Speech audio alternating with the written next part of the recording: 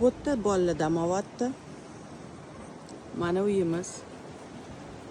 Bu yerda xo'jayinlarimiz, adalarimiz, dodalarimiz shashlik pishiryapti. Men o'zim sizlarga bo'lib beraman, ko'rasan, nima qilish. Bu yerda hurmatli ayollarimiz, onaxonlarimiz suhbat qurib dam olyapti. Bu yerda yoshlar o'zlari alohida o'tirib dam olishyapti.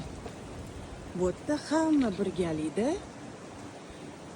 bolalarni basseyni, kattalarni basseyni, palmalarni tagida mazza qilib dam olishyapti. Albatta sportchilarimiz uchun ham joy bor. Mazza qilib basketbol o'ynashga.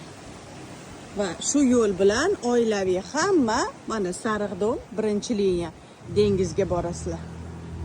Do'stlar, mana chiroyli proyekt, ikkita blok. Eng katta menga yoqqan tarafi ikkita blokka o'zini alohida basseyni bor. O'zini alohida generatori bor. Territoriyani qaranglar. Avtoparkovkaga joyimiz bor. Atrofda hamma qurilishlar tugagan. Bunga ham e'tibor beringlar. Bular hammasi musor ketadi, mana bu dom topshirilyapti. Mana shunaqa chiroyli joyda bizning proyektimiz. 52 ming yevro. 11-etaj. 1+1 xonadon. Dengizga 100 metrimiz. Mana